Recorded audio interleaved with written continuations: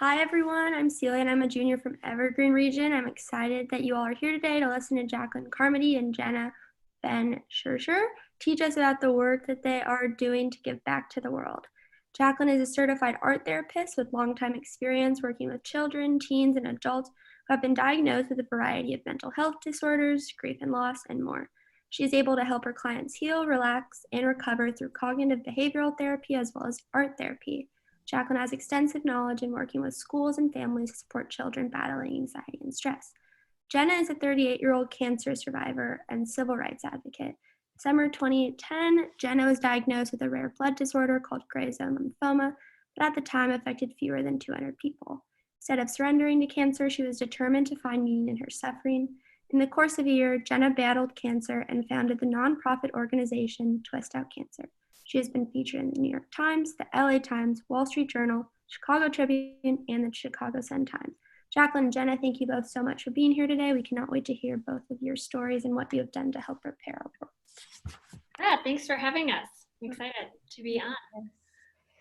All right, so I'm Jenna. I'll kick it off and give you all a little bit of background about my story and how I started Twist and how I think Twist Out Cancer's mission and work is relevant now more than ever, given the population that we're working with and given what's happening around the world.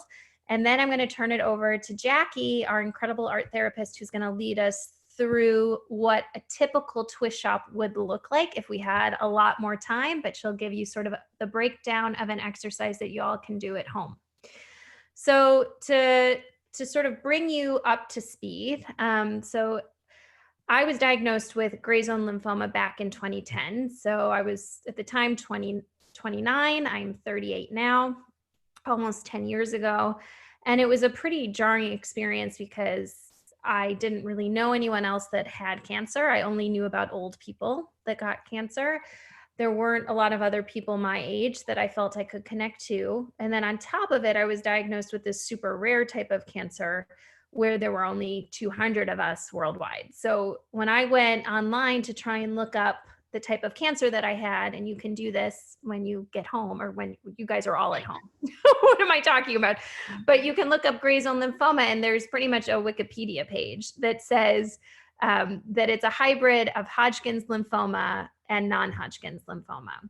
There was really no set protocol or treatment, recommended treatment for my disease. There was not a community of people that I could connect to that understood what I was about to go through. So it was very challenging. And plus I was a young adult and I was working and I was dating and I had a very full life and I never really envisioned cancer being a part of my narrative, certainly not at that age. So it was very jarring. And when I went through treatment, I soon realized that there were a lot of needs that young adults with cancer were not talking about and were not being addressed by organizations out there. So there was plenty of nonprofits that were focused on research that are fully responsible for saving my life. And I'm incredibly indebted to the work that they are doing, like the Leukemia Lymphoma Society, American Cancer Society. But what I found was that sort of the issues of loneliness and isolation, which are really extraordinary when you're going through cancer treatment, there was not a lot of resources out there. So when I went through treatment, what I started doing, and this was really not with any thought or intention, it was really out of a need, was I started writing. Well, let me back up. First of all, I broke the news to my family and friends through text messages, which is never a great way to tell people you have cancer.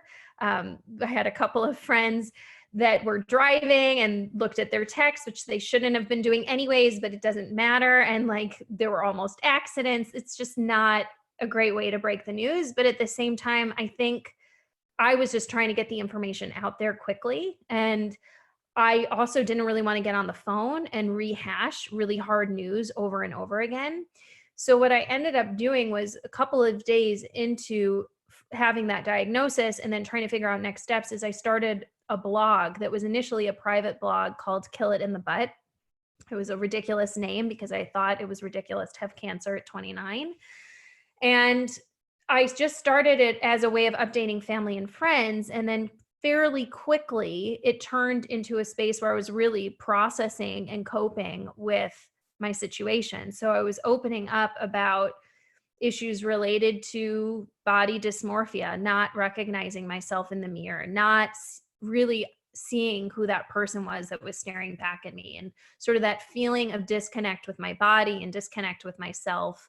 So I started writing about that. And as I wrote about it, I ended up opening up the blog and made it public because I offended a bunch of people in the process where I forgot to send, the link to certain friends and things. And so I opened it up, and soon enough, very quickly, the blog sort of just took, it was like this crazy spiral where it was getting shared and people were really following along, and I started to build this following that happened really organically. And this was this was before Facebook advertising and Instagram. This was like all that was available at the time 10 years ago was Facebook and YouTube. So it was like very simple in a way. And what I would do is I would write a blog post and then I would post it on Facebook, and then people would share it. And very quickly I would start writing, and then thousands of people were viewing it each time I was writing. And it was exciting in the sense that I had this group of people cheering me on from all over the world. But in some ways it was even further isolating because I didn't know who they were, and I wasn't able to see them. I wasn't able to interact with them. So midway through treatment, I decided to put a video of myself doing Chubby Checkers the Twist, which is, a dance that is like this. It was very basic. It was about all that I could really do at the time. It was all that I had the energy to do. And I said, who's joining me on the dance floor? And within a couple of days, we had a couple thousand people twisting out cancer. And that's where the name comes from. So when initially I was getting these sort of virtual e-gifts where when I was in the hospital and I was feeling really down and out and not able to be around others, I started getting these sort of like pick-me-ups from people all over the world that were bringing me into their bar mitzvahs and their weddings and their office parties and their family vacations. And I felt like I was a part of things, even though I was unable to get outside. I was unable to leave my studio apartment. I was completely immunocompromised. And so I was really at risk of getting very sick if I was around other people. Quite similar in many ways to people that are currently dealing with COVID-19 that are stuck at home in quarantine. It was a very similar experience. So fast forward, a couple months later after finishing treatment, surrounded myself with people that were smarter than me and people that had very different skill sets than me. And I said, listen, I don't want to just be this girl that's going around and twisting. Like, I love to dance. It was meaningful to me, and these e-gifts were amazing, but that's not what I wanted the legacy to be. I wanted to take my experience of going through something that was really hard and make it meaningful for myself, but also for other people. And so very quickly we took the concept of the twist and turned it into asking people to share their twist on cancer. What are their lessons learned? What are the new perspectives? What are their fighting strategies? And I put that in quotes because everyone talks about cancer very differently. For some, it's a fight. For some, it's a dance. For some, it's not about it being a battle. So the way that we use language is so important. But so I started to think maybe if we could create some type of website where people can share their twist on cancer and then put out calls to action that are meaningful to them, then they can in turn get the same kind of gifts that I received. So for me, it was dance because I love to dance and I grew up dancing, but for someone else, it might be something totally different. And so sure enough, within a couple months, we had a website up. We had this great virtual community that had been built through the blog and people that were really involved and interested in getting more involved. And we had this one woman who put a video up who I had met through my oncologist, who was another gray zone lymphoma survivor. And she put out a call to action, and her call to action was create a unique work of art, not using the shade of gray because gray was all that she was seeing. And within a couple of days, we had people from all over the world that were creating art in her honor. We had murals in Switzerland and dances in Harlem and sculptures in Toronto. I mean, it was like literally people from all over the globe were so motivated to support her. and to help lift her spirits. And this was someone who was an art history major, and she felt robbed of her creativity. And she put out this really poignant and beautiful challenge, asking for exactly what she needed in that moment. And people felt the urge to respond. And it was at that point where I looked at my board and I said, I know that we've built this virtual community, but I think we can do more than just that. And part of that had to do with the fact that I was getting better. I was able to get outside. I was able to start to reintegrate to the world. And what we found is while the virtual community is so important, the in-person contact is also important. And so we ended up building this great program called Brushes with Cancer, which essentially matches artists with people that have been touched by cancer to create unique works of art that are reflective of their journey with cancer. We've done this now for the last 8 years in Chicago. It's also been in Tel Aviv, in Montreal, in Toronto, in Philly, Ann Arbor, Detroit. It's been all over the place. And it's been this amazing program where we're able to really sort of mash people up that otherwise wouldn't have a reason to connect. And that process of being able to tell your story and to share it with someone else who's a stranger, and to have that stranger then create something that is influenced and inspired by your story, it allows you to step outside of yourself and look at your journey through someone else's eyes. And in a way, getting back to that concept of when I would look at myself in the mirror and not recognize myself, it's the same sort of idea where, you know, you could see me and you're seeing some version of me, but when I look at myself, I might see something different. And so being able to take yourself out of that perspective and see it through someone else was so important. So that's a real hallmark program that we run. And then on top of it, we run a program called Twistshops, which Jackie will tell you more about, which are art therapy workshops. And I'll let her sort of explain that a little bit.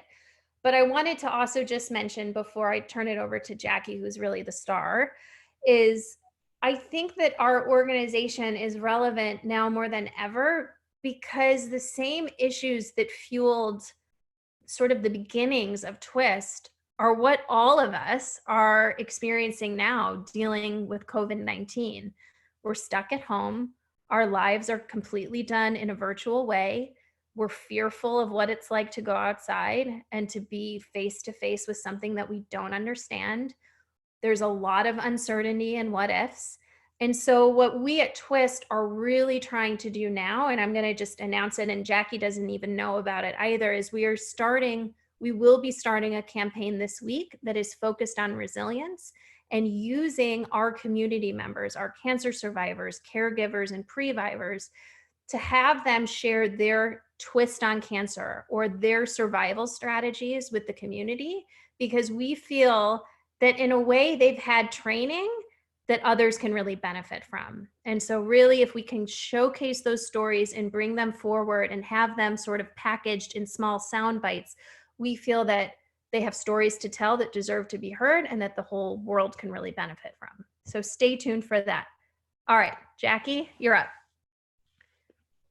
Oh, Jackie, I think you're muted. All right. Well, thank you for that awesome introduction. My name is Jacqueline Carmody. I am a registered art therapist and a licensed clinical professional counselor here in Chicago. So I currently work in private practice and also running the Twistshop program that Jenna had mentioned. So to give you some background on what art therapy is there's two ways to look at it. There's art as therapy, so making art as a therapeutic release or a way to use it as a coping skill to feel better or kind of have a container for something that's more abstract or an emotional experience that you have using the art as therapy to kind of hold a space for that. And there's also another portion of art therapy that's art as psychotherapy, so using the art as a tool for communication to look into deeper experiences or traumas that have happened and seeing what can arise through the artwork and then be explored through the psychotherapy techniques that the therapist can provide. So what I'm going to work with you guys today is art as therapy and how art making can be a really helpful tool while you're inside and while we are social distancing.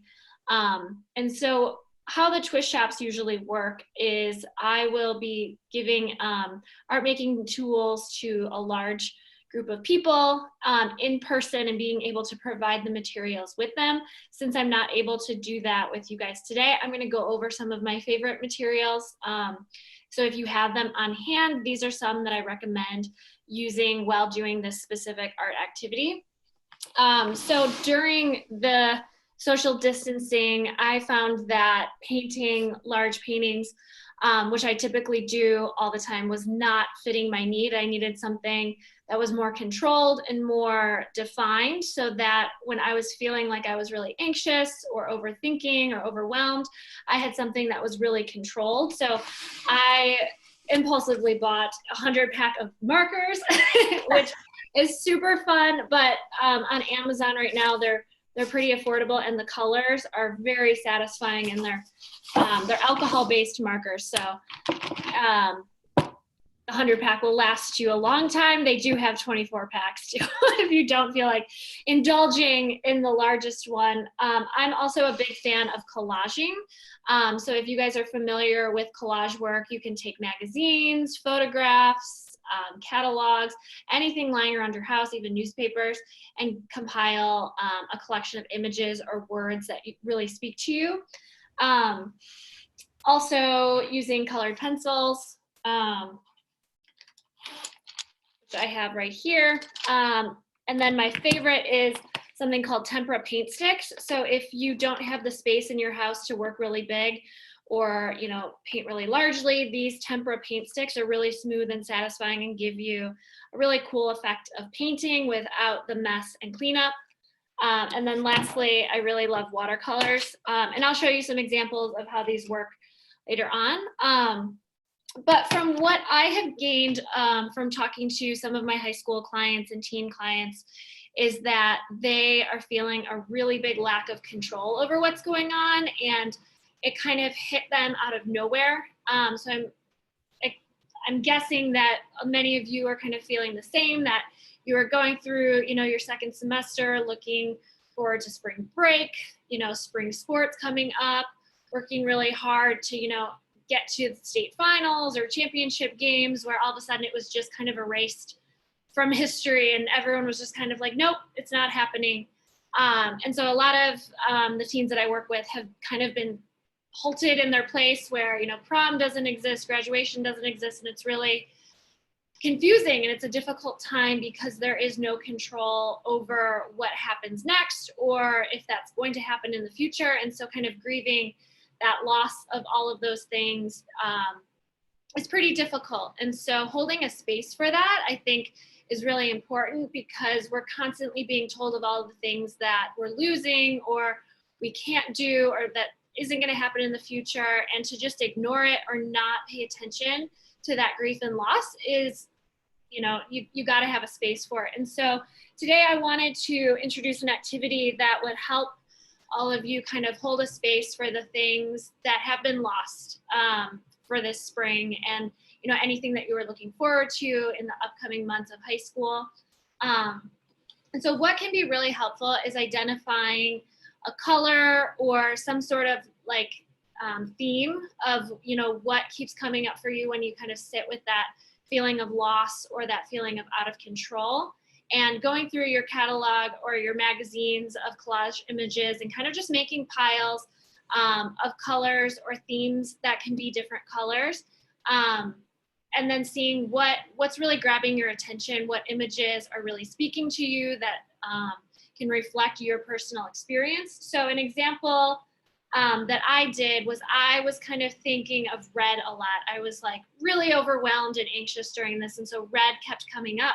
And so I was flipping through some magazines, and oddly enough, flowers were what I found when I was doing this activity. And it wasn't really,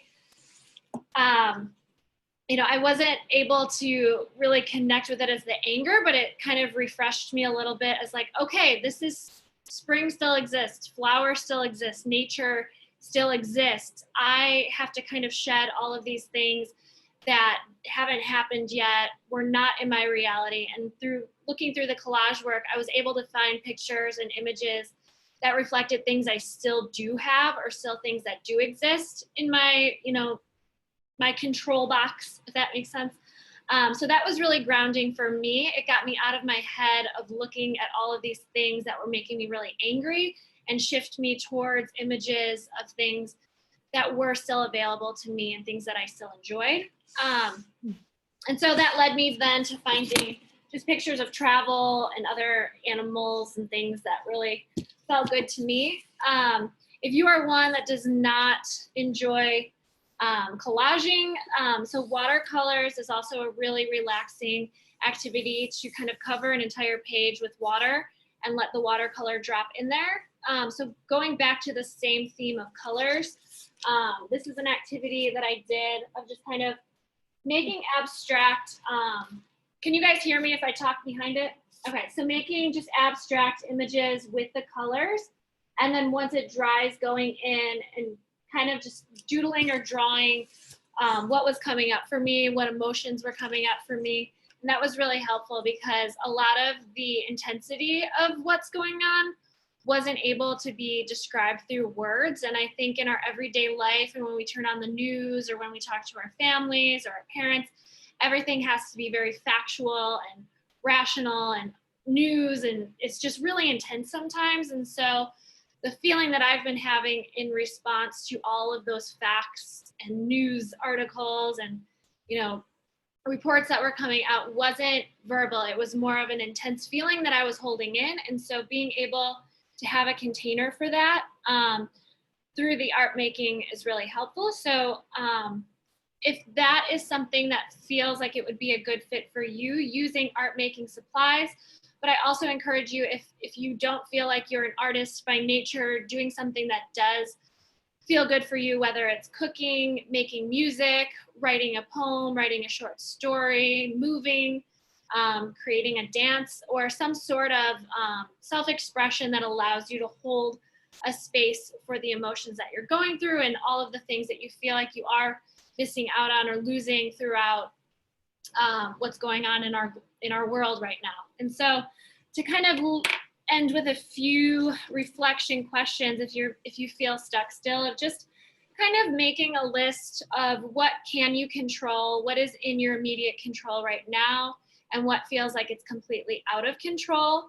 But also giving a space for the loss of all of those events and experiences that are happening, because if we just try to stuff them down and be like, let's just get over it, everyone's going through it, it's frustrating to keep hearing, well, the whole world is going through this, so just deal with it. And that's sometimes not what we want to hear. We want to have a time to be sad. And if we're feeling sad because you worked so hard to get to that state championship or get to that prom or that end of year graduation because you worked so hard the past 4 years, it's okay to hold a space for that loss and do what you need for yourself, and to really respect those emotions that are coming up. And so if this is something that really works and you feel like it's been helpful, a lot of therapists are doing teletherapy. So if you feel like this time has been really difficult and the support from your families or the Zoom meetings with friends aren't really working, please look into other options for therapy. I can be a reference for that if somebody is looking for how to get connected with an art therapist or even just a regular therapist in the area. Teletherapy is a thing, and so don't wait, be proactive and take care of your brains during this difficult time.